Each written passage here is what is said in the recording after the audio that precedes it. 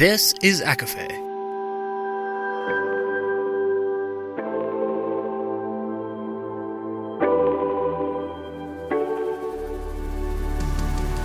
Laura Marie and Jessica Marie proudly present A Court of Fandoms and Exploration, a podcast. Fair warning, everything the hosts say is explicit, full of spoilers and adult content and shall not be used against them. They have opinions. Let's try not to drag anyone for expressing themselves and just have fun for an hour. We all deserve it. This episode includes mention and spoilers from Game of Thrones, ACOTAR series, Throne of Glass, The Vampire Diaries, from Blood and Ash series, and the Black Witch Chronicles. There's also discussion surrounding suicide.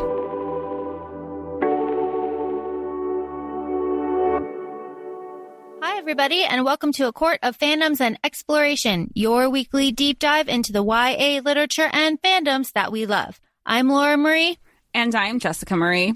And today we are discussing Books 1 through 3 of The Mortal Instruments by Cassandra Clare. That is City of Bones, City of Ashes, and City of Glass. And this is Jessica Marie's very first exposure, first everything, to the Shadowhunter world.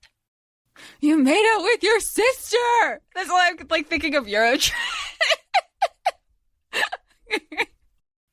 So because this is Jessica's first experience with the Shadowhunter world, and I wanted her to have as good of an experience as possible because I love this whole world, I debated long and hard on how she should read this, and I told her two things. I said, watch the pilot of the TV show. It'll give you kind of like a basis for everything. And number two is I spoiled the big spoil and told her that Jace and Clary are not siblings. Which, even in my reaction videos, I had to remind myself when certain things were happening, that they're not siblings. But because we're seeing the internal dialogue, I it was really about, even though I know that big spoiler part, and now I have to know the journey of how we find that out, because we're also seeing their points of views and their processes, and they don't know that. So they're still really in their own emotions and handling how their romantic feelings are being portrayed to each other.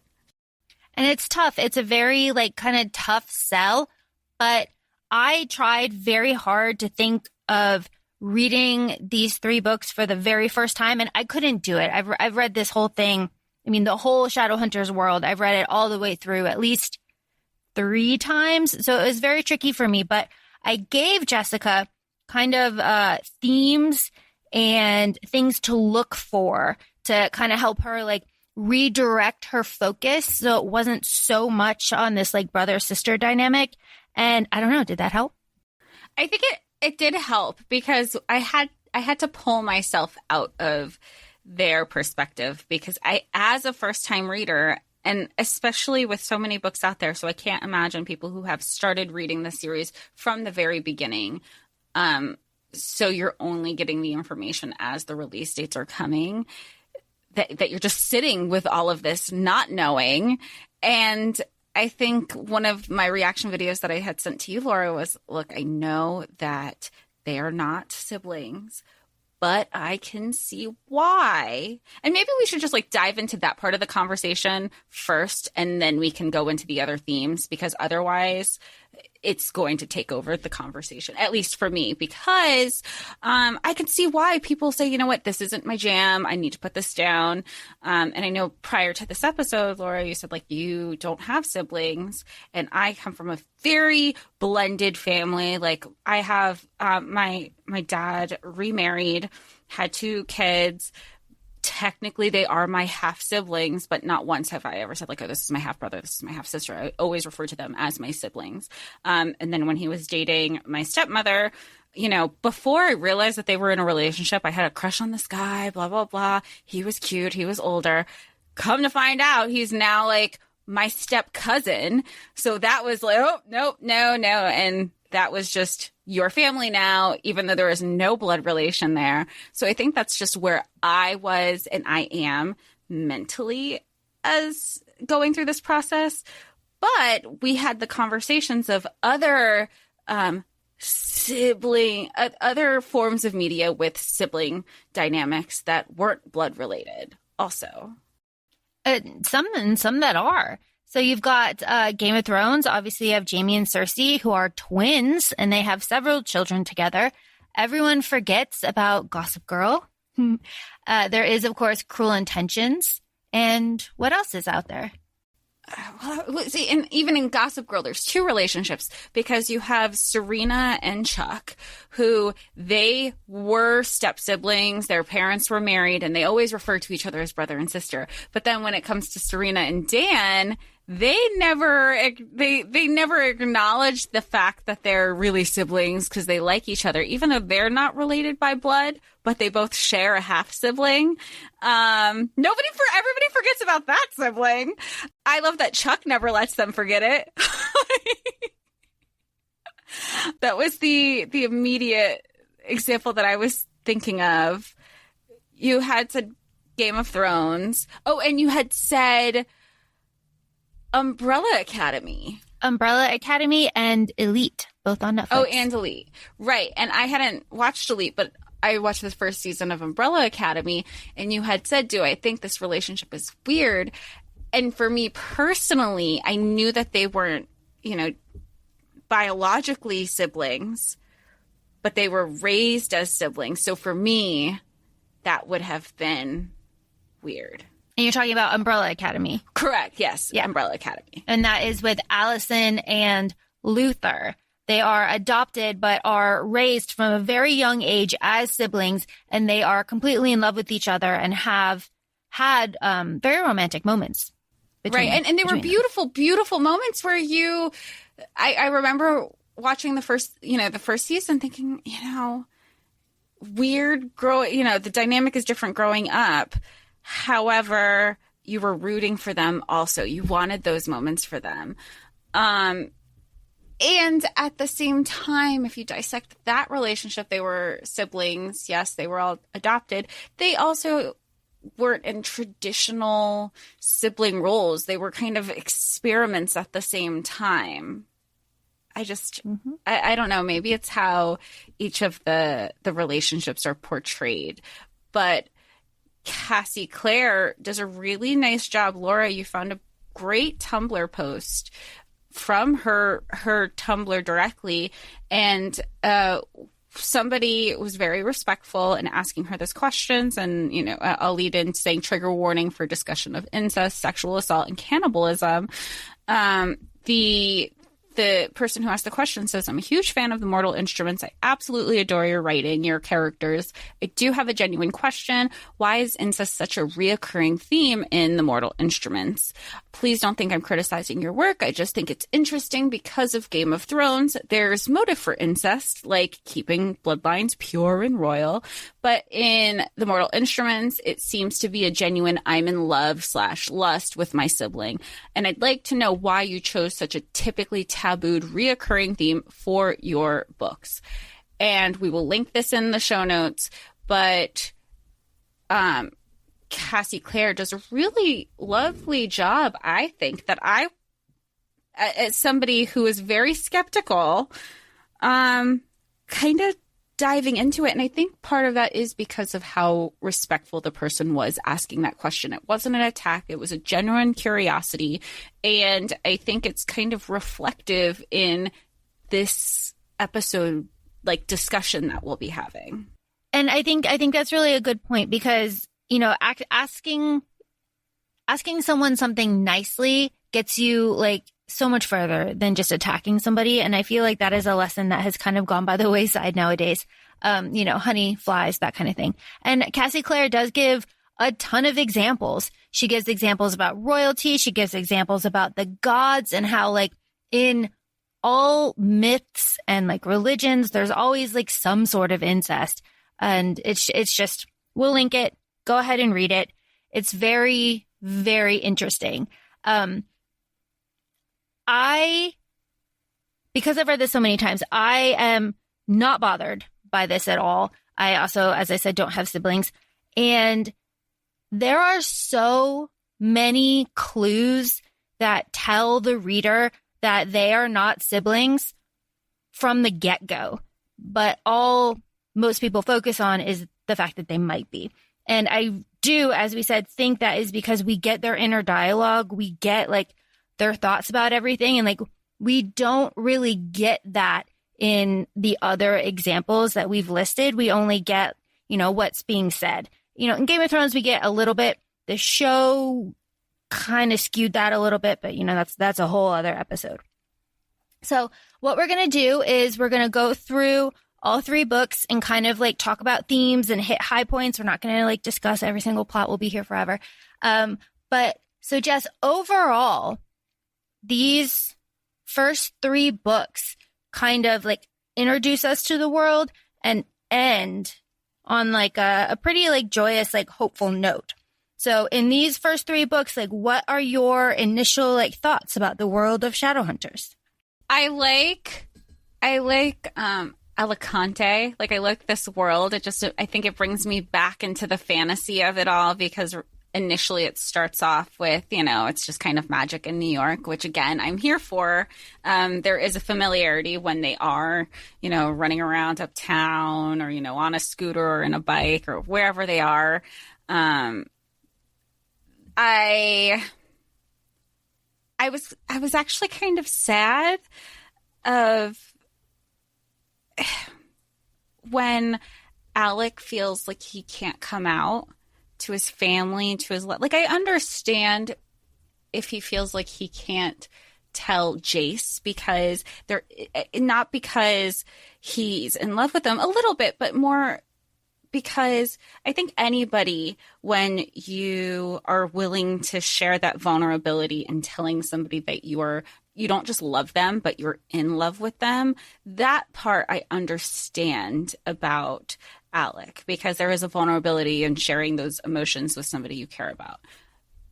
I'm sad that homophobia exists, not just in this, and it's not just this story, this book wasn't written that long ago, and we all know things can change very rapidly. I mean, look at progress that has happened in the last couple years, not even 10 years, and this book was written in the 2006, I want to say, but it's 2021 and it still exists. Like, it's not like, oh, but it's only in some areas. No, it's still very much alive in cultures and countries and first world countries and all, it doesn't matter. And that makes me so sad.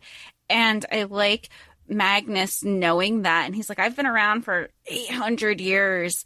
I know how this shit plays out. And he's just, he's in love with this guy who's not ready to kind of, and respectfully so. I'm not saying this because I don't know what it's like to have that experience. It just makes me sad that people do have to have these live experiences, because we live in this world that they feel that they have to shelter themselves or, hide themselves from the world as well as themselves as people. And Isabel's very protective of him over that too. And I get that as a sister. Well, sure. And okay, so Shadowhunters is like, it's religion pretty much, or they describe it sometimes, like Simon does, as like a cult. It's angels, it's demons, it's hell, it's heaven. It's not necessarily God. And it's all of, all these different things. So the fact that there is very blatant homophobia does absolutely reflect like the Catholic Church. Like, it is like very clear. And so if we go through our characters, we have here, I have a list of the major ones. We have Clary, Jace, Luke, Alec, Magnus, Simon, Hodge, the Silent Brothers, Maris, Max, the Inquisitor, Imogen, Raphael, Maya, Valentine, Sebastian, Aline, Inquisitor, Aldertree, Amethyst, Stephen, and Celine. And there are others, but like, those are the ones that we're talking about here. And I love all of them. I love all of them like so very much. And something that I really, really enjoy is I enjoy the government system, the politics of everything. I enjoy the backstory because, and especially like rereading this now, Jess, I don't know if you picked up on this. Valentine and his mission, the Circle. I mean, it just gave me a lot of Magnus Bane vibes, just with his mission, and not in a. He just felt like he was. I say it like not in a takeover way, but in a we're better than. I guess that is kind of like no, not Magnus Bane. Vogel is yes. Okay, I was like Magnus. No, sweet sorry. Magnus. I was like no. Sorry, Marcus Vogel. Yeah, that's what I meant. That's why I was like, why are you looking at me? Because I knew who I was saying. I was like, no, that's what I mean. Marcus Vogel with this, we're the supreme race, and everybody, and you even hear it with some of the, depending on what type of race or species people were, they refer to humans as mundanes. So, your muggles. But then anybody else who wasn't essentially a shadow hunter is a downworlder. And anybody who believed or was friends or associated with downworlders, you should be stripped of your powers. It's Earthia and Gardneria and scary shit all over again of this we're the dominant superior race species. You know where we are with that, as everybody should be, because and then if you are friends with them, we'll strip you from your power, so then you are vulnerable to be attacked and killed. Yeah, and then the Circle, this is all very interesting, and like more like the later books and even like the earlier books kind of like go into this, novellas go into this about the history of the Circle. So the Circle was Valentine Morgenstern, and he and his like group of followers basically formed like a cult that was obsessed with the purity of the Shadowhunter world and essentially want to overthrow the ruling government and enforce like very strict purity lines in the Shadowhunter world, and to, in the end, eliminate all downworlders and like cleanse the world and fulfill their holy mission, which is absolutely insane. And it's not like they're old. This mission that was established was when they were in high school. They were 15, 16, same age as Clary, when I guess in this book they come into their ages at 16, but in the show it was at 18. Mm-hmm.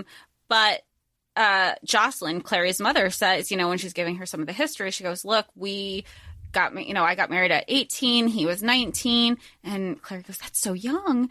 And she goes, well, the lifespan of a shadow hunter tends to be shorter because of everything that they're involved in. So, and she even said, she goes, Mom, what would you say if I was getting married at 18? And, and that was exactly the point. And it's just, imagine being in high school. And I can't even say imagine being in high school, because we've been in high school and haven't had those thoughts. But there are people out there who are raised at such a young age to have this hate and this hatred towards others who are not themselves. It's really kind of horrifying. And so the Circle existed in the past, and then there was an uprising, and lots of people died. And I have a question. I'm sorry. No. Before it slips my mind, and it's a huge series. I know that there's like a lot of time. There's different things set in different times. Are we going to find out more about the Circle, like everything before Valentine, and like how Shadowhunter, like the infancy, like the angels and all of that stuff, like the beginning? Oh yeah. Oh, okay. Oh yeah. It's all there. Like It's all there. So something that is really interesting is that the Shadowhunters, and I like this. Sorry, we're a little bit out of order, but like later on in the book, somebody says like, aren't Shadowhunters like all paid the same? Aren't Shadowhunters like just given like a stipend or a salary. It's like, well, yeah, because, you know, and Shadowhunters have their own country. They have their own city, which is really cool. It's like on the border of like Switzerland. It's kind of neat. And there's a whole, and this is an answer to your question, there's a whole backstory about how certain Shadowhunter families got so rich. And they did that through spoils, which is like murdering downworlders and taking all of their wealth. And that made prominent Shadowhunter families. And then Valentine chose members for the circle from those prominent families. So that's kind of like how all of that happened. The uprising happened. They were defeated by Clary's mother and Luke and like a whole band of allies. And then certain members were killed and certain members were forgiven for various reasons and like sent out into the world. And that is the backstory that leads up to City of Bones. Clary is 15 and we learn all about her little adventures. And boy, are there adventures. I have to say, I love Isabel. I know she comes off as like kind of whiny and annoying, but her line about nothing less than 7 inches just destroyed me. It's so funny. And I just love it so much. You know, I guess maybe because I had seen the pilot of Shadowhunters for ABC Family or Freeform, whatever, I didn't take her as whiny.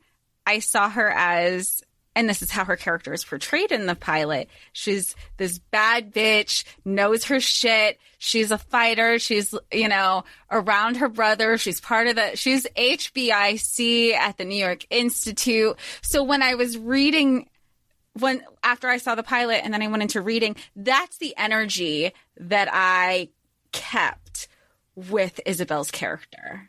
So like even in the 3rd book, it's a fade to black, but she goes, I'm stressed. And like throw Simon down on the bed. I was like, that's my girl. I love her. I like it. I love the bad bitch main character energy some of these characters have, because I don't have it. So what I would do to just osmosis, like I just want osmosis to just lay the book on me so I could feel that energy. And speaking of main character energy, Clary is our main character, and she is the ultimate, like, early 2000s pick-me girl. She is chosen, doesn't want to be chosen. She has talent, you know, all the things. She's different. She doesn't want to be different, all those things.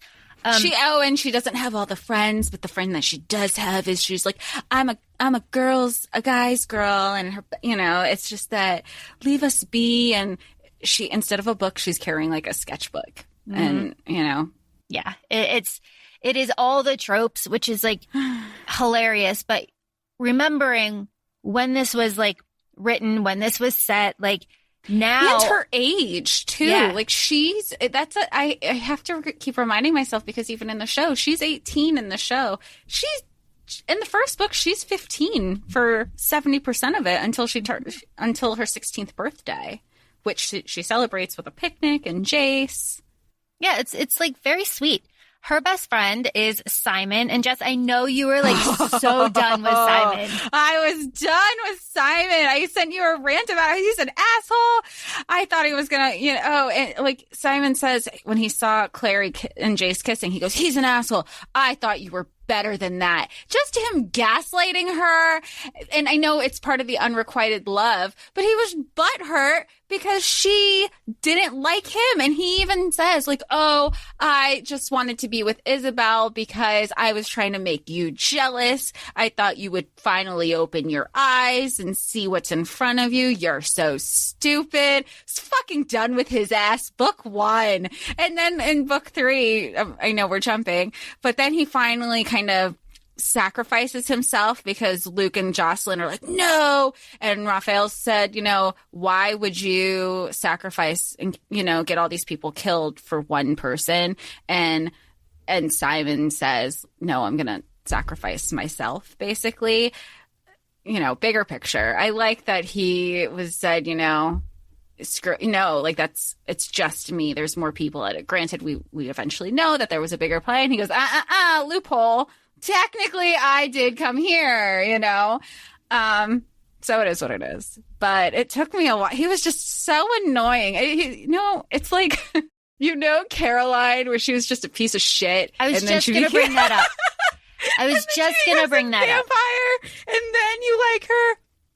That was Simon. He finally became a vampire. And I mean, my surprised face when he sucked Jace's blood, and then he goes, I'm a daylight walker now, or something. I go, oh, I am so surprised. Please tell me again why you can walk in the sun. But he was less annoying, once he became paranormal. Yeah, I was just thinking that too, because like in a very specific episode of the Vampire Diaries, it's like, Caroline, would you take the cure? And it's like, no, I hated myself as a human. I love myself now as the vampire. And that is very much like it will in this setting, in these books, that's what happens with Simon. Like he becomes this confident, graceful, powerful person for the first time in his life.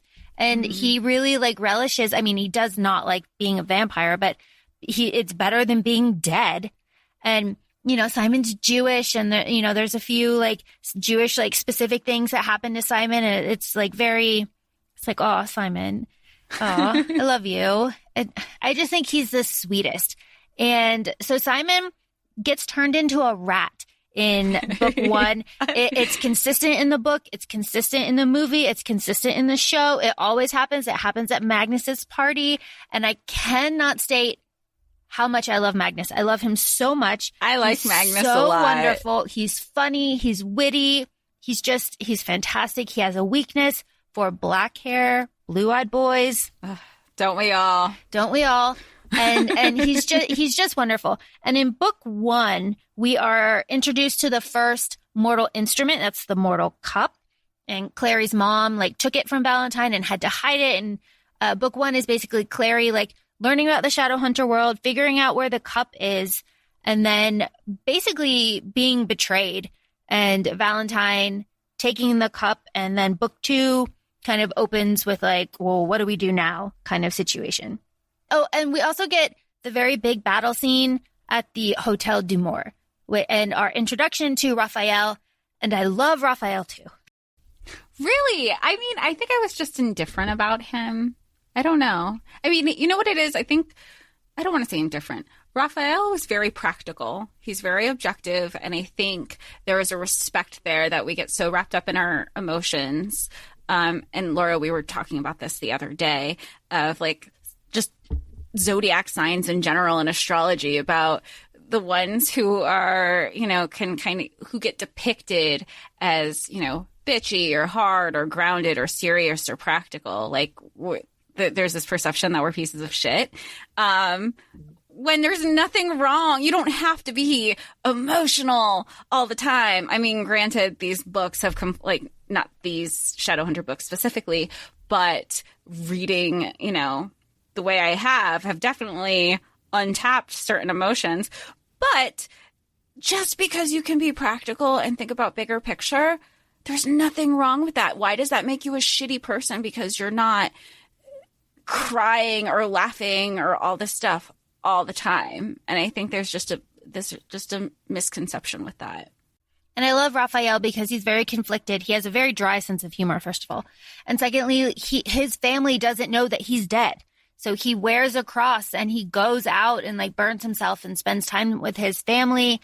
And, as a vampire, you're supposed to cut all your ties because you're not truly living, but he doesn't do that. And I just love him. Which is also really weird because he tells Simon that he needs to admit to himself that he's dead, but he himself, I don't know, because maybe the dialogue he goes, well, I have accepted it. And Simon just pushes back. He goes, you might have accepted it, but you're not acting like it. Your actions, you're saying one thing and acting a certain way because you want the best of both worlds, which is very much like the Vampire Diaries, that they are they are the living dead. Yeah. Yeah. I love the complexities of Raphael. And that gets, of course, explored many, many times later on in books. The big twist in the end of this one is that Clary and Jace are quote unquote siblings. And we learn that. And it's very upsetting. Everyone's upset about it. But knowing as we do that they are not really kind of drives home the fact that Valentine knows this. He knows this all along.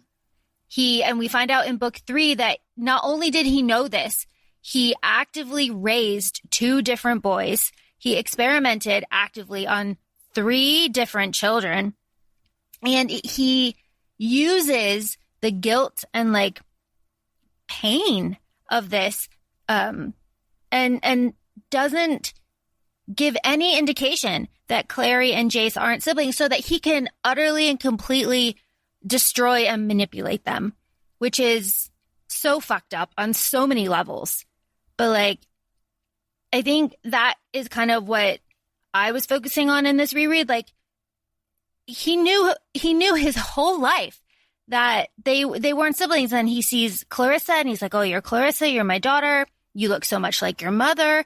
And all the clues are like, and just this is what I said to you, like every single time Jace is told that he is just like Valentine, it's about his actions and his reactions. It's not at all about like physical resemblance. In fact, they say several times, like, no, he doesn't look anything like my mother. He doesn't look anything like Valentine. He looks like his own person. And everything that does remind people of Valentine through Jace is a learned behavior, which is a like nature nurture type situation. I remembered that because we don't find all of that out really until this 3rd book. And there's 6 in the Mortal Instruments series. 6. So I think books 1 through 3 were a nice little framework of saying, we'll do that section first. But I remembered that meme, not even a meme, maybe it was a TikTok, where you said, you sent me about you trying to explain the Shadowhunters. And now it clicked when I saw it. And I was thinking of that that TikTok, because it was the person, he was describing Valentine spending more time with the demon, quote unquote, demon-blooded son, and giving his angel-blooded son, treating him like shit, completely. I mean, even when you think of, and 2 very different lives, had, one in one house, another in the other, but Sebastian / Jonathan knew the whole time that he had a brother, knew the whole time. But I guess part of that nature versus nurture is, but he didn't care, and knowing if it was Jace, he would have, because you think of the story. I mean, you knew the story he was talking about with the hawk. Like, look, I tamed him. I domesticated him. It was really sad to me. It made sense. I understand where Valentine was coming. I don't want to say understand. Okay. My biologic father, we all know, was like a piece of shit. And I remember at one point he told me, and my therapist I know had a field day with this one, where he said, never be the one to love more in the relationship, because if you love more, you don't have the power. And that's what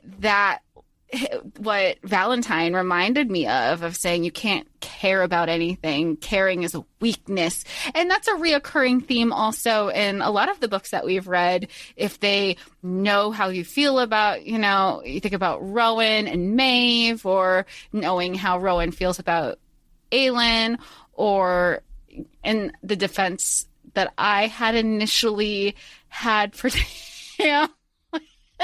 I'm sorry. It's so fucking funny. I'm laughing at myself. I initially was thinking with Amarantha, oh, he can't show her. I can't keep a straight face. I hate Tamlin. Laura's like laughing off camera. I'm laughing at myself. I'm crying. It's like, oh, well, he can't let Amarantha, I can't say this with a straight face, Amarantha know how he really feels about Feyre, because then Amarantha will know. So I kind of understand where Valentine was going with that. Knowing that Valentine knows that Jace and Clary aren't related, and Valentine knows who Jace's like true parents are, and Valentine is like raising these two boys. And this is skipping to the third book, but Jace has angel blood, and Sebastian, or just call him Sebastian, Sebastian has demon blood. And what we learn in book 3 is where he gets the demon blood, the lady says, like, this will burn out any goodness that he has. Like, this is gonna like basically drive him nuts, but he'll be strong and he'll be able to do things that other people, you know, couldn't do. And then Valentine says to Jace, like, you have like all of these things that I value, but I don't value them in a soldier. I don't value them in a tool that I can use. Like, yeah, you're good at these things, but you're weak and you're breakable, and you just... And his point wasn't to have a son. He wanted a soldier, and he's very specific with that too. Yeah. And it is really sad when you think about it. Something else that is really sad that bothered me is the Seelie Queen, the Seelie court that we go to, and we meet Meliorn and Isabel, and it's really great. But the Seelie Queen also knows that... She knows. Mm-hmm. She knows. And even Clary calls her out of it when she sees her in the third book, and she goes, why didn't you say anything? You know? And part of me is thinking, well, that's the way of the Fae, or like the way of the traditional Fae. And then the other part, and then then her response is, well, you both share angel blood, and, you know, we're all brothers and sisters. Like, tell me that's not some Sunday church shit. We're all brothers and sisters in the eyes of Christ. And I was like, bitch, no, you knew what you were doing. Yeah, she knew what she was doing. And she was, just like Valentine, actively torturing these people. And not just like not just like Clary and Jace, but Simon, she also knew that. And like Isabel to an extent, because Isabel cares so much for her family. It's just like she's playing them. She's kind of like playing off of their emotions and feeding off of them. But that's exactly what I would expect from this type of Fae Queen. Exactly. And I also really like that. Well, obviously I like this version of Fairyland because like Cassie Clare and Holly Black are best friends. We know this.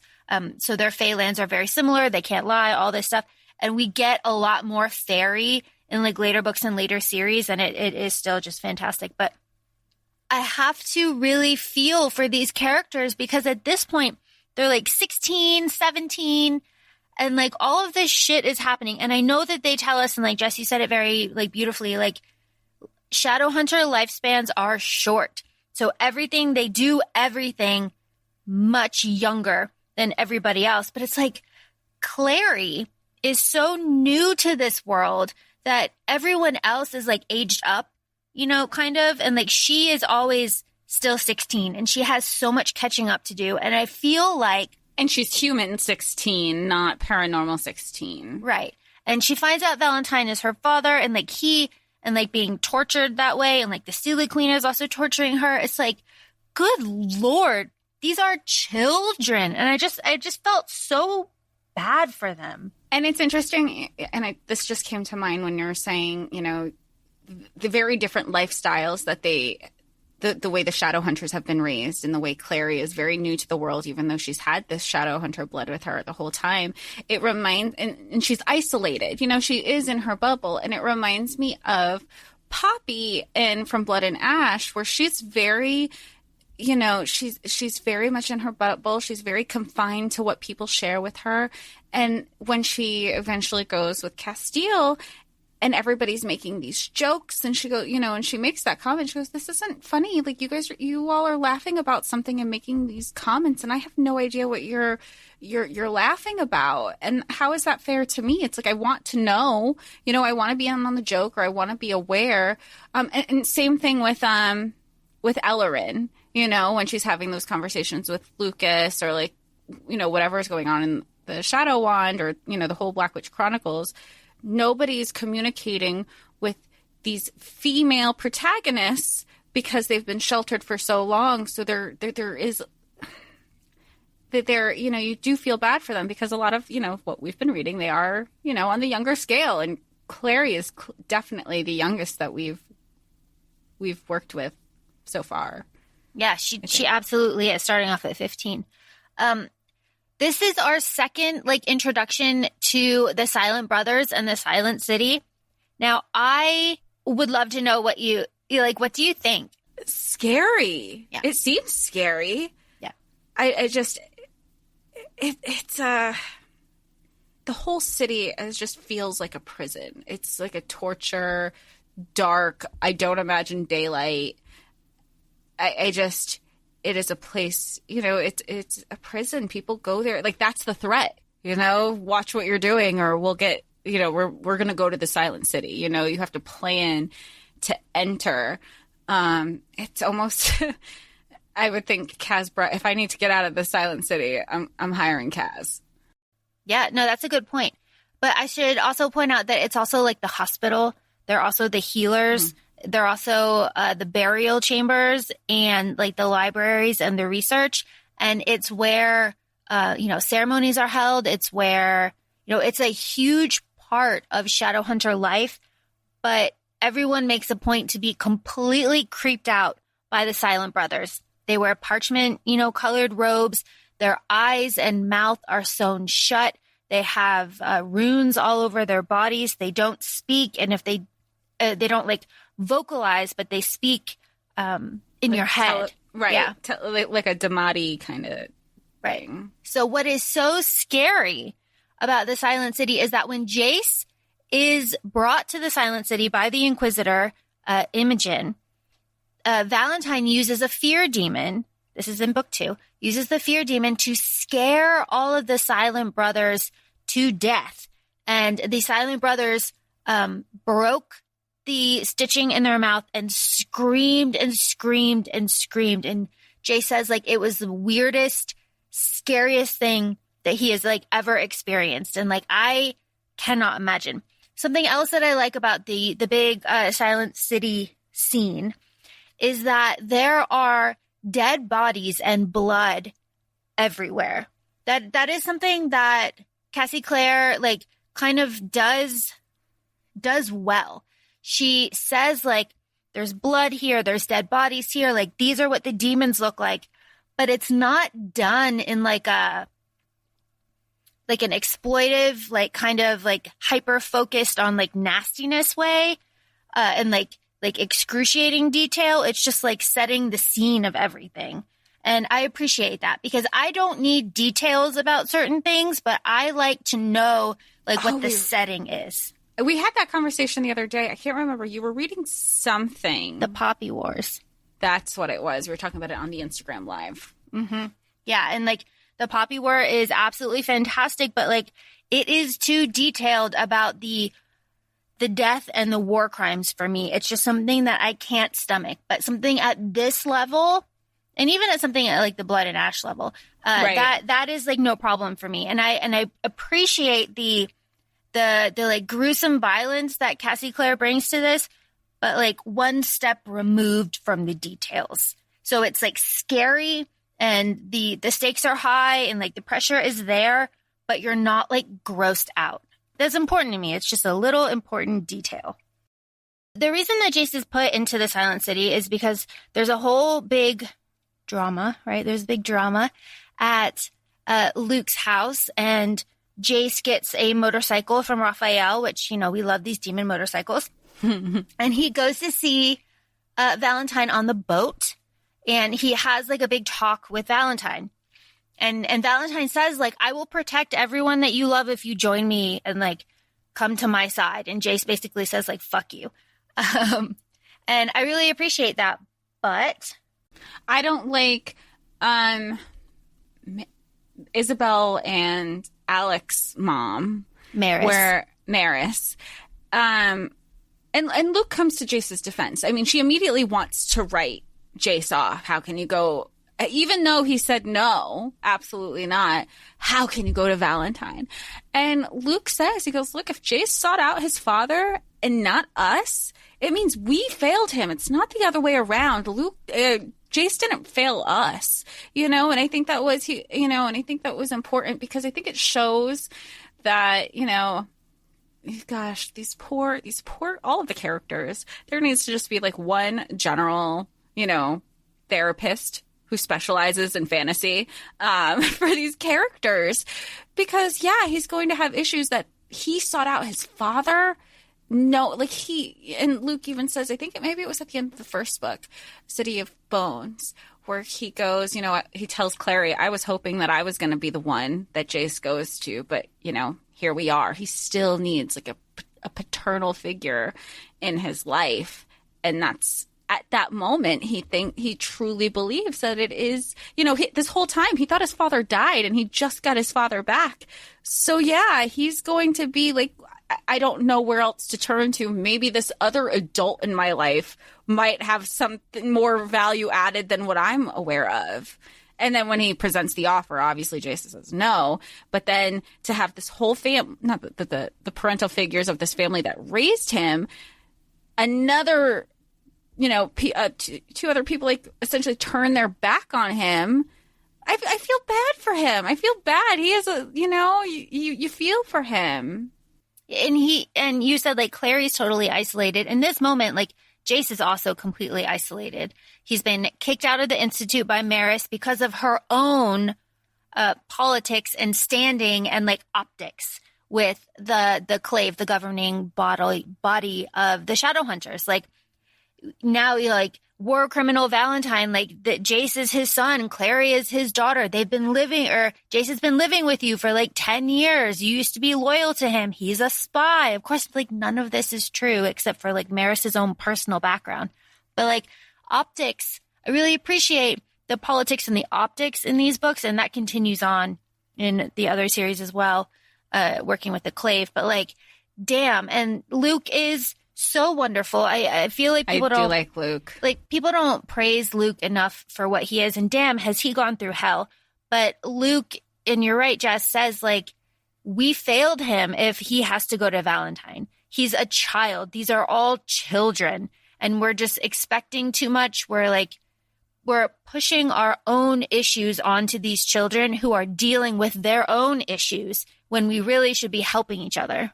And I think part of that, he's able to be a little bit more objective because he's gone through like 8 million lifetimes at this point. He was a shadow hunter, and then he was bitten and he became a werewolf. So he was no longer allowed to be a shadow hunter, and Valentine all but said he should, end his own life because he's not going to be able to live with the fact that he's a werewolf. Then he isolates himself from werewolf packs because he just doesn't want to be with anybody.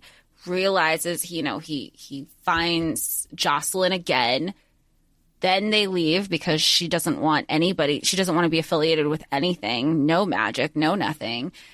And then he finds her again in New York because he just cannot live without her.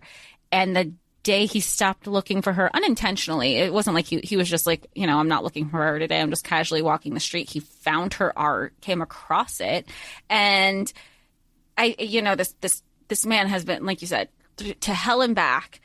And I think because he's been removed and had different lived experiences between the Shadowhunters, between being solo, between being part of a werewolf pack, and then living as human, he's able to kind of recognize their own upbringings, what the mission was, quote unquote, when they were high schoolers, and then seeing it from a human perspective and talking to Maris about it, because her kids haven't gone to traditional high school. They are at the Institute. Their education is vastly different than what Clary's learning. And even despite Luke telling Jocelyn, hey, you really should tell her the truth, but he's not going to say anything because he's not her father. He's just kind of on the outside of all of this while being on the inside. I can't imagine why people wouldn't give him more credit. And talk about father figures. So Clary says over and over and over and over again Valentine, you are not my father. Luke is my father. I choose Luke as my father. And I find that so interesting, especially when you compare that to what Inquisitor Herondale, Imogen, says when she offers to trade Jace for the mortal instruments. Like, Imogen has her own scam going on, right? And Jace is like, he's not going to do that. He's not going to trade me for the mortal instruments. Like, you're insane. And Imogen says, a father would never do that to his own son, his own blood, which is just another indicator. Like, Valentine absolutely would, because Jace is not his own son. He is not his own blood. And like, Jace doesn't know that at this point. Nobody knows that at that point. But that's just like another indicator that Valentine does not think of Jace as a son, because he isn't in any way. So the Inquisitor is shocked that Valentine says, like, fucking murder him. I don't care. I'm not giving you the mortal instruments. And that is just so important. And it's like kind of overlooked, but it's just one of those, like, you know, things that point out that Jace is like Valentine in like actions and mannerisms, and not in any way that like counts, because he was raised by him, but he's not like blood bound to him. And like, choosing your family and like found family is like a very big trope here. But I think, and that is when Inquisitor Herondale has like a light bulb moment where she's like, oh, fuck. Which is just like so good. And then we go from there, and like, you know, shit happens, obviously. We go from there to the boat battle, but I want to talk about Clary being able to create runes.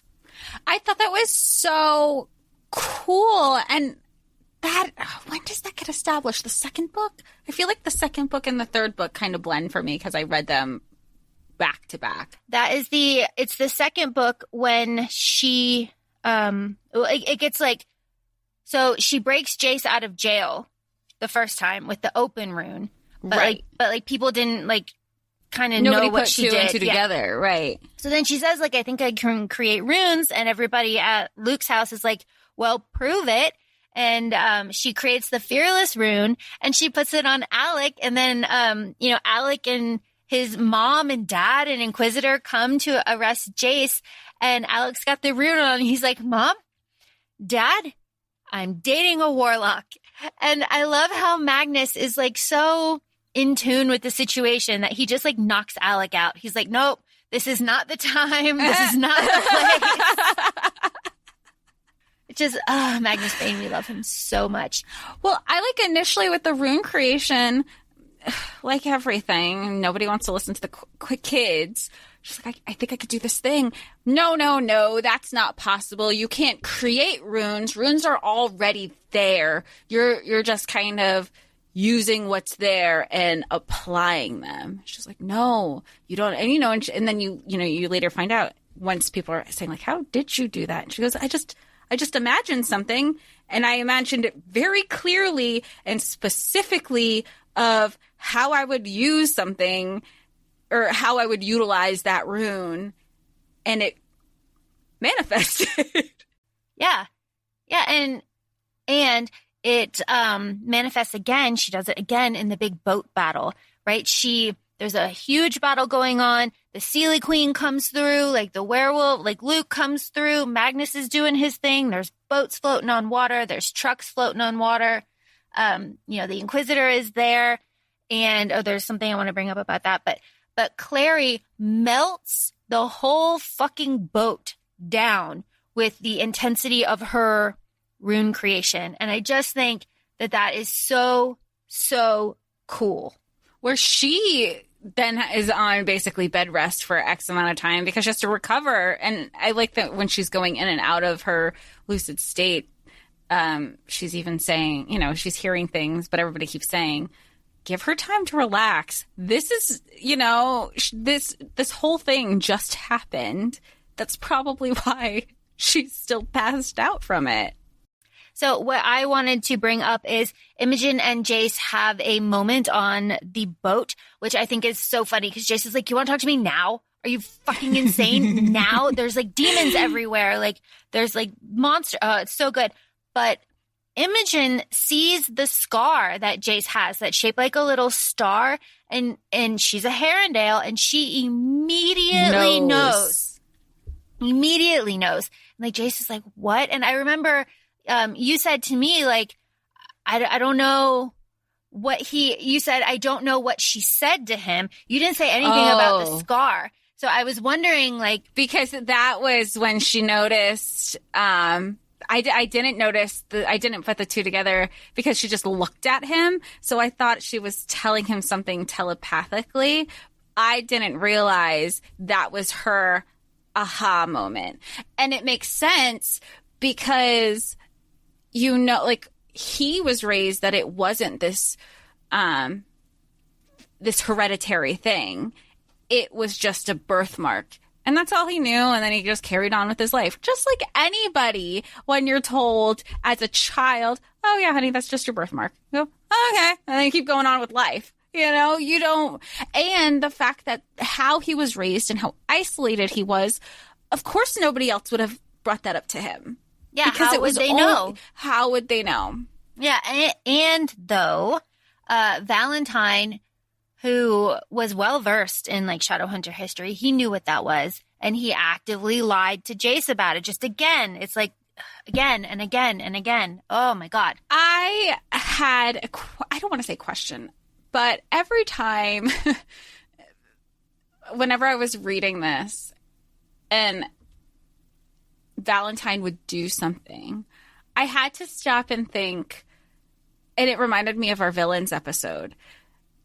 Is he morally gray or is he the villain? Because, and this is how I started off the book, I do recognize that he is a straight up villain now. But every time he was so you know what it is? He was so manipulative that when he gave you some sort of reason in that moment, you're kind of split. Is he a villain and he's telling me the lie? Or is this the morally gray character who's giving me, now there's a reason I could kind of see where he's coming from.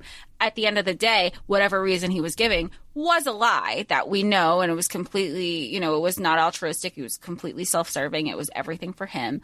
But I did stop myself question, like, throughout the book, I go, is he evil or is he morally gray? Obviously, once we found out more.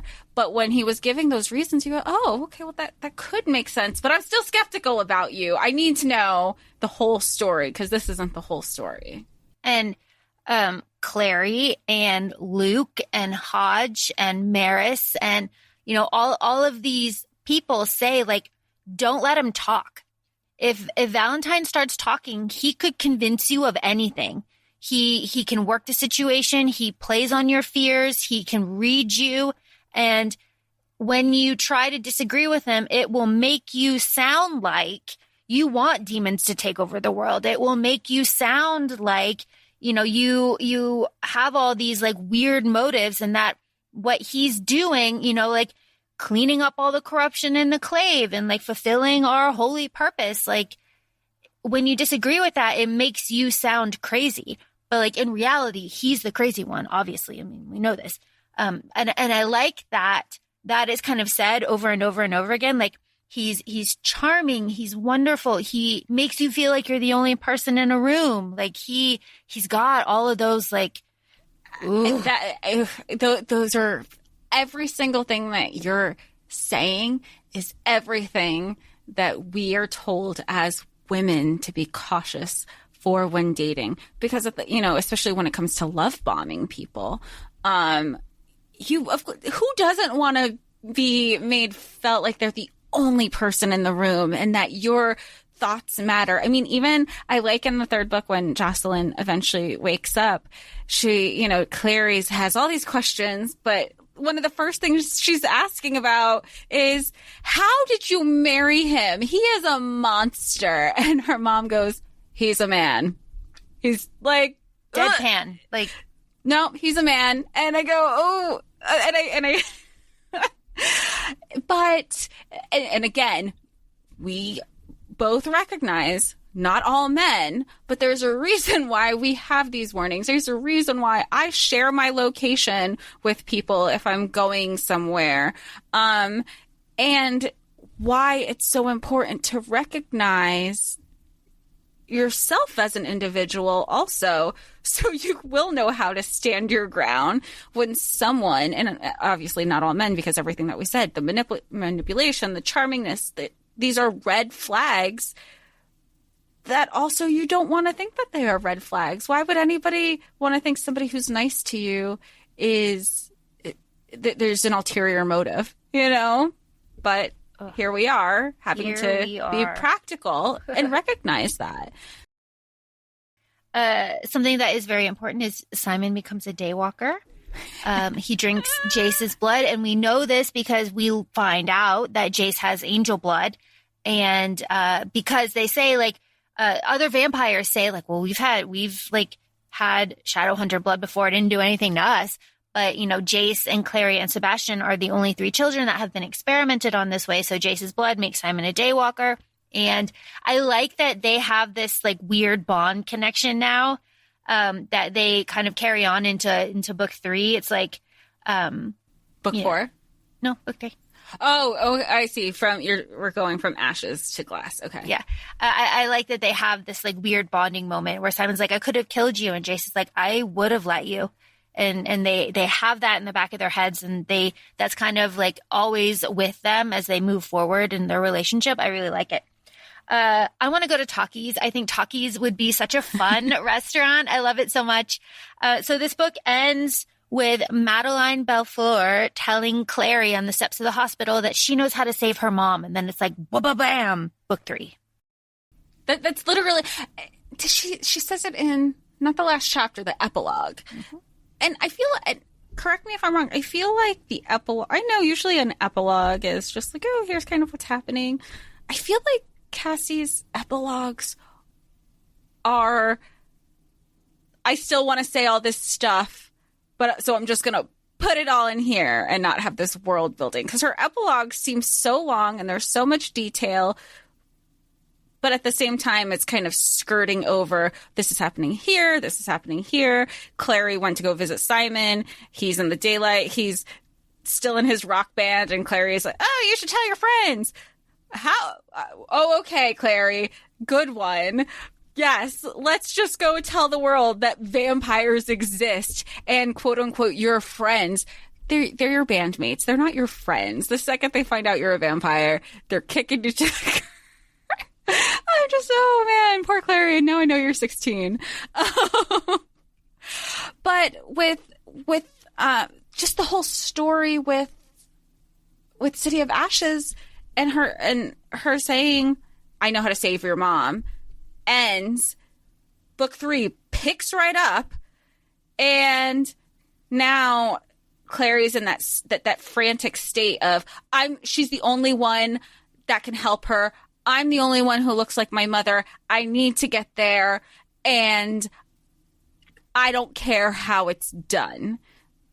I don't care if I don't need permission. I'm going to Alicante. I want a green velvet coat like Clary's. And she even said, she goes, oh, this is just like, you're going to know when I say this. I had envisioned the green cape coat, maybe with a little bit more embroidery, like the green cape coat that Blair wears in Gossip Girl. Yes. Mixed with some sort of embroidery of a kefta. Yeah. Yeah. I want it so bad. Oh my God. I have been looking for that coat for years. I just think it was gorgeous. And I like, okay, so City of Glass. City of Glass is Alicante. City of Glass is the capital of Idris, the Shadowhunter homeland. Alicante sounds so fucking cool. In later books and later series, we're in Alicante a lot.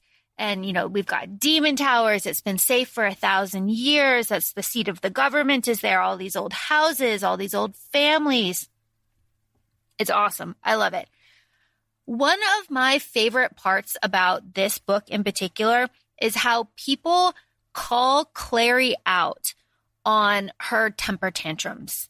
It's like, and obviously, like, Jace is in the wrong here. But knowing what we know, like, Jace doesn't want the Clave to know that Clary can create runes because that will like overthrow everything that they've always thought to be true. And that could like end the like whole situation as they know it. Right. And he just doesn't want that for her. Fair. You know, some part of me is like, you know what? Fair. You're 17. That's a hell of a government to overthrow. Like, you're all charged by the angel to do this thing. Like, okay, fair. But, you know, he was wrong. And he lies to Clary about when they're leaving, and he would like bring Simon in on it. And then, you know, God, I love Magnus so much. And Magnus makes a portal and he sends everybody through. There's an attack. And then Clary gets all sorts of pissed off about it and being left out. And she goes and just like makes her own portal rune. Not knowing, it's not like she's familiar with magic and runes, and she just knows that she can. Yeah, she just knows that she can, and she doesn't know, yeah, like you said, she doesn't know how portals work. She doesn't know how Alicante works. She doesn't know how Idris works, and she is rash and selfish and angry, and she makes a portal, and she goes through, and Luke goes with her, and he is pissed off at her and tells her so right to her face. And I appreciate that. I feel like, you know, because this is like obviously from Clary's perspective, we get a lot of her like feelings and emotions, but we don't get a lot of how other people see her really. And it's nice to know that like she's sort of fucking annoying sometimes. And like she doesn't think things through, but that's also so much of a 16-year-old, right? And, you know, it's funny you say that because I'm thinking of books that we've read in the past, and I'll say Harry Potter including. She's the main character, obviously, right now, from what I'm reading. She is the main character of this book. But she's not the favorite. I mean, to me, at least. I'm sure there are people who love Clary. Magnus is mine. I think Magnus and Isabel, I absolutely love. They are so far my number ones. I do like Luke. I think he's very practical. I like that Magnus calls Clary out at the end. She goes, why did you lie to me?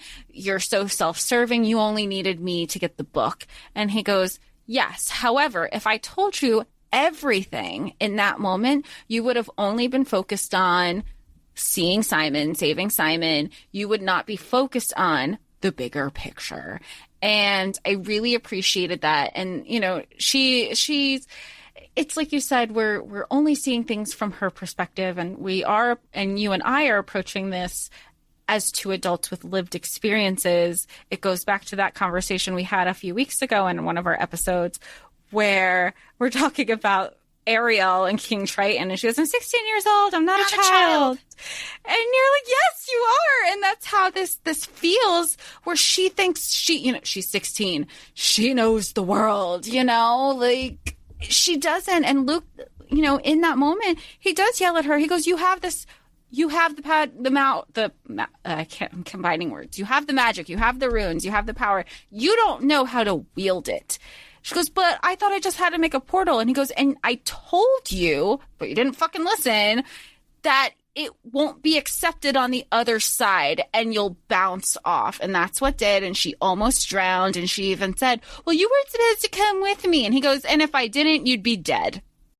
Yeah. And Magnus also, Luke says, Magnus also told you, you were just so focused on you have to do this thing that you weren't taking in all the information that people were giving you, you dumb, selfish little girl. And it's really refreshing, I thought. So Clary ends up swallowing half of Lake Lynn, which we find out is poisonous to Shadowhunters, because that is where the entire Shadowhunters started, right? That's where Raziel came up with Jonathan Shadowhunter. That's where it all happened. And she loses her Selly wand, which is a wand. If people are just listening, she loses it in the lake, and the only way she would have really been able to get all of that lake poison water out of her is if she had that, and she didn't. So now, with the lake water still in her body, she's poisoned. She's eventually, becoming delirious and, seeing things. And now that's the point in the book where you have Luke basically like he's on the run because he's not allowed to be there. all for the sake of saving Clary. And he runs to his sister's house, which is so wonderful. Like, Amatis is Amatis Herondale. So there's another Herondale we've got there. She was married to Stephen, her first wife, Stephen's first wife. And Amatis being Luke's sister, like, they look alike. And Amatis has so much guilt over Luke and how she treated him and how everything kind of like happened when Luke got turned as a werewolf. So she takes in Clary, and Clary lives there for the rest of this book. And I picture the house, and like she climbs down like the trellis, and it's like a ladder, and lots of things happen in this book. We meet very early on in this book Sebastian. Oh, Sebastian. Sebastian I feel Verloc. like he came out of nowhere. Yeah. I know I wrote that in the notes, and, you know, all of a sudden she's interacting with Sebastian. Wait, I understand the introduction of new characters, I do, but it just feels like he dropped out of the blue. Everybody else kind of made sense. No? Sort of. Like, he's there. Like, okay. So Sebastian Verloc was an actual person. Right. Like, Sebastian Verloc is exactly who he is, right? Like, all of that makes sense. Like, he is Aline's like cousin, like all that stuff. That's all true.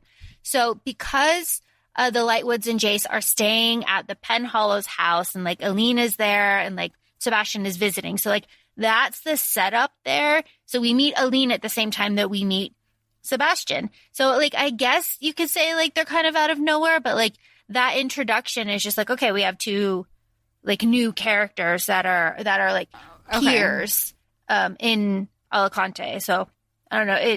It didn't like phase. I don't know. These two characters are also in the show, by the way. Okay. The show has 4 seasons, right? Yeah, 3 or 4. Do you feel like they align with the books? More or less. Okay. Yeah, more or less. So what do we have here? There's a lot going on. We have Sebastian kind of flirting with Clary, like taking Clary to do things, taking Clary to the cottage. But Sebastian knows, no? Yeah, Sebastian knows. Like, that's the whole thing. In hindsight, I don't know it obviously at the time, because I go, oh, he's flirting with her, and I go, I don't know what I think about this guy. But now, knowing that he knows that she's his sister, biological sister, and he's still flirting with her. I mean, granted that it wasn't going to go beyond that, because he had this whole ulterior motive. But I just, I don't know. I don't know where I was going with it. It was just a comment. And it's played up in the show really well about how there's a lot about this, but like Sebastian is the one with demon blood. Like, Sebastian is the Jonathan with demon blood. And we know that burned out everything good about him. So there's a lot of theories about this, but one of them is that Sebastian doesn't understand love. He doesn't understand anything about love. So he like knows that Clary is his sister, but he doesn't know what that is, like what to do with that. Like, he knows what like boys and girls are supposed to do, but he doesn't have any sort of like learned affinity kind of thing. He's got okay. He has nothing, because he's basically completely crazy and pure evil. And he was the one that Valentine like tortured the fuck out of, right? Like, he needed a soldier. Yeah, he needed a soldier. Yeah, I mean, he got a crazy one. So yeah, and Sebastian and Clary go to find Ragnar Fell. That's what Clary needs to do. And like Jace yells at Clary and like tries to send her home, and like Isabel wants to send her home. Like, you're not supposed to be here. You're not supposed to be here. And of course, Simon is with all of them, and Simon gets thrown into the guard, and Simon has his own little adventure. I love Magnus as Ragnar at the little cottage. It's just great. I like that he goes, you were going to tell him that I wasn't I wasn't real who I was, you're going to say, oh, that's not Ragnar, that's Magna. He goes, I couldn't have you do that. I just like how he knows how predictable every single person is. And also, Magnus is like, well, Sebastian's like really handsome. Again, Magnus has a thing for black-haired boys, and we just know this.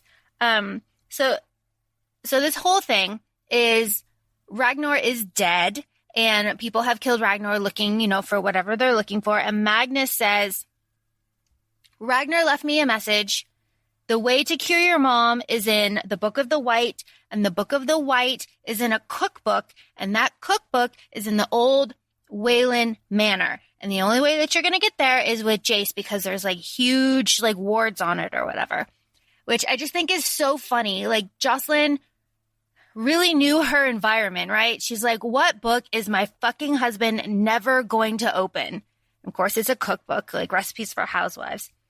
Well, even like with she was so smart about things too, because even with hiding the cup, it was in the tarot cards. Mm-hmm. She goes, nobody is going to look in an obvious place that's right in front of you. These cards they're not like a collector's cards. These are actively being used all the time. And the second part of it, nobody would think to hide it in something. You think of hiding an object, hiding it, somewhere, not necessarily in.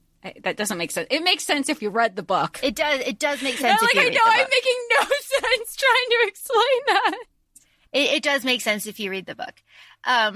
So Clary has a very like visceral reaction to Sebastian, which I find very interesting. Clary says, like, I recognize him immediately. Like, I've seen him before. Like, I see something in him that I remember. And Simon says the same thing. It's like, have I met you before? Like, you look really familiar. And it's because he is Clary's biological brother. Like, that's what that is. But right after Clary and Sebastian leave Ragnar's house, Sebastian kisses her because, again, the whole theory about he doesn't know what love is. And Clary has this like revulsion to him, and she's like so disgusted that she doesn't have with Jace. That she doesn't have with Jace. And also Sebastian gets really angry, right? He hurts her. His eyes go like completely black, and he has these like crazy mood swings. And he's just like psycho. Like, he's psycho. We just know this. And I find that really, really interesting.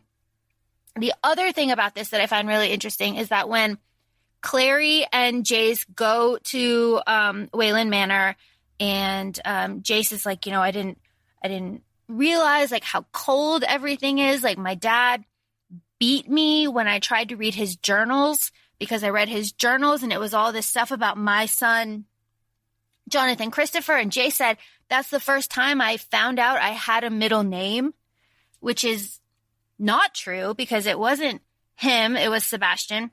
But he doesn't know that, because all he knows right now is my name is Jonathan. He's writing about me. He doesn't know exactly why, but he's just journaling about certain things.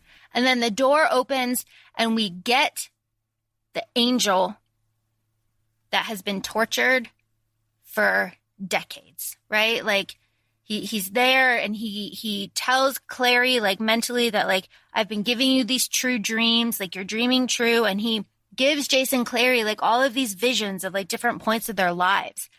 And Jace thinks at this point that he's the one that has demon blood. And this is where that theory kind of comes in. So Jace is like, okay, yes, this is why I feel this way about you, Clary. Like, I'm evil. Like, of course this makes sense. Like, I'm disgusting. Like, if someone would have told me, I would have killed myself. Like, I am full of evil. And it just made me very sad. The also thing that made me very sad is the angel commits suicide, like, right there. Like, they give him the stele, and the angel just, like, dies. And it's so sad. Ugh, it's just so sad. It's just so sad. There's a lot of things. I can't remember the exact season.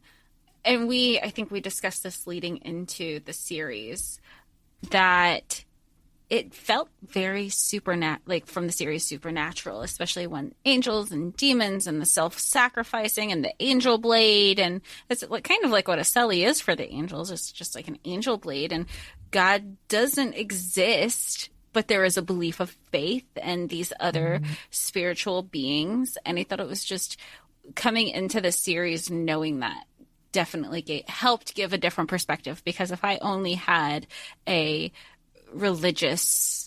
traditionally religious upbringing trying to walk into this, I go, this isn't necessarily the angels and demons I learned about. I mean, even at the end of the book where the third book, they say children of the moon, light, Lilith, and fairy. We were both raised Catholic, and you went to Catholic school a lot longer than I have. Lilith was never discussed ever that I recall. Like, not, So to have those little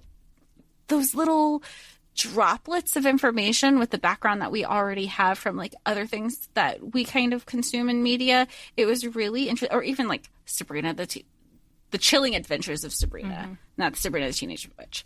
It was really interesting to see it just in a different light than what is traditionally conveyed. Oh, absolutely. And I think I said, especially later on in the book when Simon gets the Mark of Cain. Yes, it's like the Mark of Cain. And it was funny because they say in the book, you don't know what that means by having that mark, but we do. We know what that means. It's not just a rune in passing. Like, we understand the it's not the significance that comes with carrying the burden that is the Mark of Cain.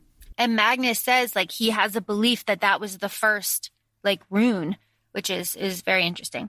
Which I would believe. Oh, absolutely. Like, if you told me, I wouldn't like question it, because you said, just some of the conversations of, oh, well, this would happen. Or like, there is this theory. I go, for me, that theory is just, that makes sense. Mark of Cain would be the first rune.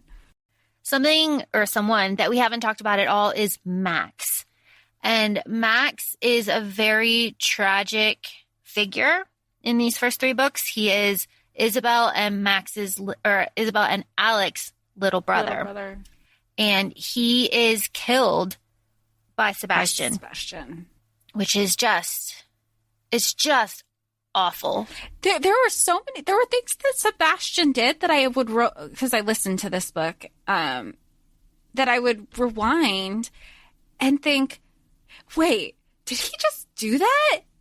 Because there's certain things, but again, this goes with he doesn't understand emotion. He doesn't understand sympathy, and we do find out that Isabel gets her revenge, but he's the youngest, he kind of reminds me of Barrett in A Kingdom of Flesh and Fire, like the little pup.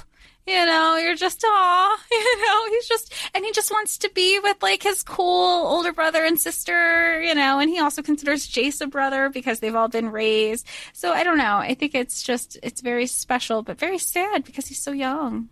And he says, Izzy, has anyone ever climbed the demon towers? I saw somebody climbing the demon towers, and because no one listens to children, even children don't listen to children. And Izzy says like, no, like that. No one would do that. You didn't see that. You're tired. Go to bed. And of course, he was right. She says that. She goes, oh my God. And she blames herself. She goes, he told me, and I didn't listen. Yeah. And the person climbing the demon towers obviously was Sebastian, because he has demon blood, so he can break the like paradox and bring the wards down from inside because he has demon blood, and da-da-da-da-da. And what follows is a very like gruesome battle that the Shadowhunters would have lost if Luke and the Pax like had not come to like save everybody's asses, because they were completely taken by surprise. And they say like the only people left in the city at that point are the old, the sick, and the children, because every other able-bodied adult is doing politics at the Guard. And it's just, it's really something to see. And like Magnus is there, and then Magnus and Alec have that great like fight kind of, and I just love that. It's like, why didn't you call me? And Magnus is like, now? You want to do this now? I do love Magnus. I love you. You never called me back. But I also like Magnus saying and calling out Alec, saying you only reach out when you need something. Also, it's not, I love you, and you're not willing to admit that. Yeah, Magnus doesn't fuck around. Like Magnus is Magnus. Perfect. And the thing that I really like about these books, and I like this about all of Cassie Clare's books, is like, and you said it earlier, like we don't have to love the main characters because the side characters and the supporting characters are so strong and so good that like we can latch on to them. And I feel this way, especially in the Mortal Instruments, because this is not like top tier literature. We're not doing that. But like, these books, like especially I think these first three, like set the world up for you in such a way where like you can jump from this into like other stuff, and it's just so important. So like, and there are other sets that are stronger than this one, right? Oh yeah, this isn't your favorite. This is by far the weakest out of everything she's ever done. By far. And see, that makes me feel, and that's kind of like when we talk about Throne of Glass, where people say, oh, I don't like the first book, or I don't really like, they're not really vibing with it after the first two books. But then it was, and I know I was emotional with The Crown of Midnight at the end, because it was that moment that I realized, first I was just kind of reading like, okay, I like these characters.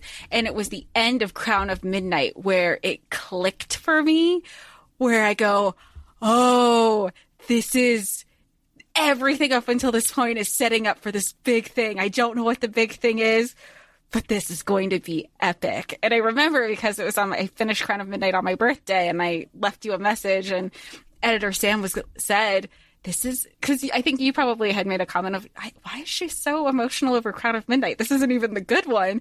And editor Sam goes, this is her first epic fantasy. Yep. And I've never been in, I had read ACOTAR and I loved it, and it was so different because it was romance with plot, and this was the first epic fantasy of plot with romance read that is complete that I'm reading, and I was just invested. And it gives me, if I liked those first two books, and I'm enjoying the Shadowhunters so far, and we won't go into the spoiling of it that we discussed right before this episode, but all I had asked was, what, are we going to see more of Magnus and Alec? And you gave me a response. And I'm normally, if you've been listening for a while, I'm not a spoiler person. And I did just want to know if there was going to be a continuation of these two characters. And Laura gave me her response, and I had a very audible reaction. What that reaction is, we'll find out in a later episode that we record. But it's nice when there's world building. It's just like you have some people who really appreciate one-off books. You have people who appreciate movies that aren't part of a franchise. There's something to be said with the series, though, because there's a familiarity with it, and you're growing, or I hope we grow with some of these characters. Oh, so good. So let's finish up this book. Clary can create runes. We know this. She creates the Unity rune, right? And it is the coming together of Downworlders and Shadowhunters to share their powers and it reminded me of the Atlantean Wolven bond. Because the Shadowhunters, and they're like, oh, if you want to, and it was a very symbiotic relationship where they were saying, look, Shadowhunters can work off of the magicalness and strength that comes with being paranormal, and the paranormals can utilize what the Shadowhunters have to offer at the same time. Which goes, flies directly in the face of what Valentine wants. Valentine wants a complete separation. He wants the destruction of all Downworlders, and this is his daughter bringing everybody together, which is very interesting because Valentine hates demons, obviously, but he's using them as an army to defeat the Shadowhunters, just to prove that he can, it's this whole thing. So Clary does she makes the rune. But before that, Clary has a really fantastic and I think very emotional and real like conversation with her mom. We touched on it earlier. Like she hasn't seen her mom since this whole thing started.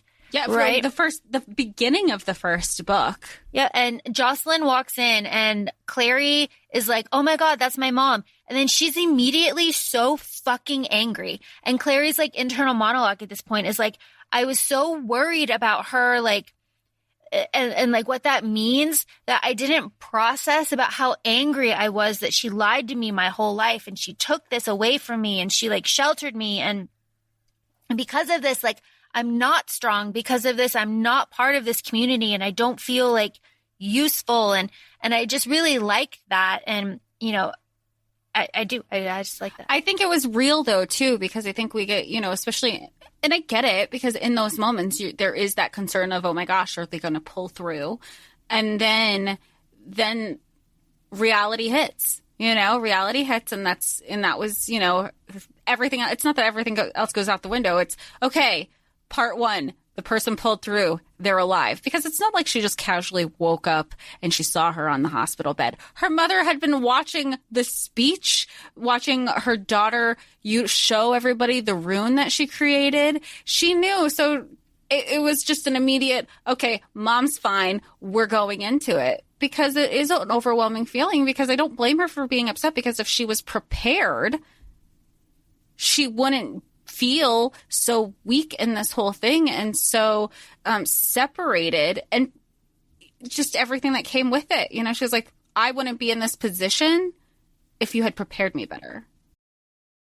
And finally, we get the reveal from mom herself that Jace is not her son. And she gives like Clary this whole backstory, right? About how like Jocelyn like fell in love with Valentine, fell out of love with Valentine. Jocelyn knows that Luke is in love with her. Jocelyn knows that Valentine experimented on babies. She knows like all of this stuff. And she knows that Jace isn't her son because her son had black eyes, because she was revolted by her son. She didn't love him. And, you know, that's part of it. You know, Sebastian, like, never had any sort of love, right? Like, so he doesn't know what to do with it. And, you know, she says, like, Jace is not your brother. Like, Jace has nothing to do with you.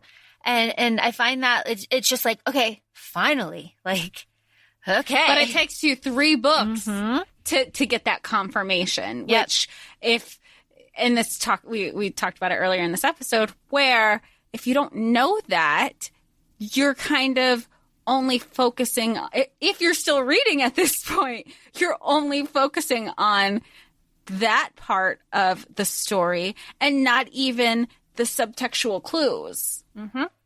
And like during this whole thing, like Jace has left because Jace is on a suicide mission because he thinks he's evil. He thinks that he has demon blood. He thinks he's a monster, and he's going to go like deal with Sebastian because he's evil, and that's like in his nature, right? Like that is who he is, which of course we know that isn't true. And he has even their fight with that, even when, and Jay still doesn't know in their fight at this point that they're like, you keep saying my father, and then Sebastian would say, or, you know, Jace kept saying our father, and Sebastian would keep saying, what are you talking about, our father? And Jace said, I'm not praying our father. But Sebastian, because he knows, keeps changing the pronoun being used to my father. And then he finally says, like, he's not your father. Like, he's not. He's mine. Like, I think he says something like, you were just like some boy that he like ripped out. Okay, so what happened was that Stephen Herondale died, and his wife Celine was so distraught that she slashed her wrist and died. And Valentine cut the baby out of her at 8 months, and you know raised Jace like from infancy like that, which is like so fucked up. And then Isabel asked a really good question, like, well, whose son is he? Like, who is he? Said he's a Herondale. Like, he's a Herondale. and which is like really interesting because there are no more Herondales, right? It's just Amethyst. There aren't any more. So like, you know, Jace is now like but there's so much identity in one's name. And Jace even brings that up at the end of this book where he goes, well, who am I? Because if I'm not Jonathan, who I assumed my name was by going through the journals, and then I was brought to Maris and the Lightwood family of giving me a name Jace, which at that time also makes sense because J and C, you know, just kind of blend them together. He goes, that was a different point of my life. And I'm not that person either. It's this whole new identity. There's going to be some sort of self-identity crisis that he's going to be working with, this poor dude. Poor dude who dies. So the kind of like crux of this book is that Valentine wants to like do the infernal conversion and make all of these instruments, which they find out that the mirror, the last mortal instrument, is like Lynn, you know, very, very good. Thank you, Simon. Thank you, everybody, for that. And working together, figured it out. And Jace and Clary and Valentine are at the lake, and Valentine pulls Clary out because he needs a witness, right? Like, Clary has that moment where it's like, you're not seeing me, you're seeing my mom. Like, that you need like her. And Clary has that realization. And Valentine kills Jace. He straight up kills Jace. Clary has to watch. She's like bound, but she gets her stele and she changes some of the runes. And this is what I appreciate in this book. Valentine does exactly what he says he's going to do. He says he's going to do this stuff. He says he's going to raise the angel, and he does. And Raziel comes out. He's like, the fuck you want? What do you want? And Valentine does his whole speech, right? And Raziel's like, no, you crazy motherfucker. No. And then kills him. And like, that's the end of it. And I really appreciate that. And there was no question. It wasn't this dramatic lead up.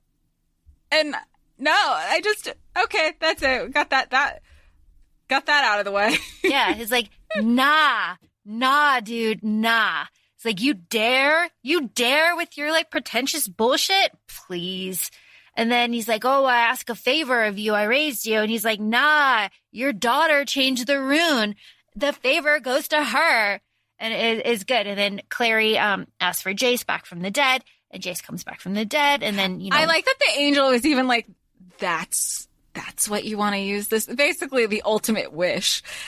And she goes, that you want to waste it on that? Okay. But I do find it interesting, Clary's kind of thought process there. She's like, well, I could ask to cure like world hunger, but if the angels could do that, like they would have, like, there's a reason, you know, like she kind of goes through all these like big concept wishes and is like, well, that's not like their job. Like, that is like what we have to work at. Mm-hmm. So I found that very interesting. And then this book ends with fireworks and a very happy party and like mingling, the exact opposite of what Valentine wanted, and ends with fireworks and everybody's very happy. And Jace and Clary are like out in the open with their relationship, and it ends on a very like happy note. Simon's going to go back to high school, and Clary's going to go to the institute. And Luke and Jocelyn are together and very happy, and they're going to like, you know, redo the clave and like kind of fix the government, working towards each other. The Downworlders are going to have a seat in the government, which is very important. The Accords are going to be signed, and it all, like, as you said, these 3 books kind of like bookend each other, and it's like a nice like wrap up closure to this like intro section of the world. Yes. Yeah. I'm here. I'm ready to read. I have the 4th book downloaded already, but that won't be my focus this week. No. But yeah, let's keep exploring. I mean, it has to, people are talking about it for a reason. It has been going on for this long and has this 22 plus book series for a reason. So, I mean, I guess it's a good way to say that we'll be reading this and exploring this throughout the next, who knows how long, as we spread it around. We're not going to make it consecutive like we did with Throne of Glass, but it is definitely something that we're going to be exploring because there's a lot there. And something that I want to throw out to the listeners is, if you are familiar with Shadowhunters, you know at the end of the Mortal Instruments, we could go one of two ways. We could go to 1878, or we could go to modern day California. So listeners, I want to know, where do you want us to go when we finish, whenever we finish, there's no time limit here, whenever we finish the Mortal Instruments? Do you want us to go to California, or do you want us to go to England? Let us know. If we go to one, does that mean we still go to the other? We just go to it at a later point? I think just so. like which one we go to first? Yeah, which one we go to first. Because it doesn't matter, really. I mean, there's an argument, like, you know, a little bit leaning one way towards the other one, but it's not like this definite thing that you have to do. It's just something you have to, like, remember. Oh, that'll be so fun. It's kind of like, I like that. Choose your own adventure. Let us know. Choose your own adventure of what you want us to explore first. That's so cool. Yeah. It'll be very fun. So please let us know. Please interact. Please hit us up. We love talking to all of y'all. We love kind of seeing what you like kind of create. We've had some really fantastic conversations, so that makes us very happy. Oh, yes, please. And please feel free to follow us on Instagram. We're at ACOFAE Podcast. We're also both on TikTok, ACOFAE Laura and ACOFAE Jessica. And please feel free to leave us comments and review us on Apple Podcasts. I think that's the only platform that has an openly review opportunity at this point, but we would love to, we love feedback, and, please be kind to us. We're still learning. We've been doing this, but we want to interact with everybody. And, I think those who have been listening to us and do follow us, they're in our DMs, and it's been so great. It's been so happy to share these experiences and other opinions, and getting us to think too. We go, wait, I haven't thought of it that way. So thanks everybody for everything. Thank you for listening. Bye. Bye.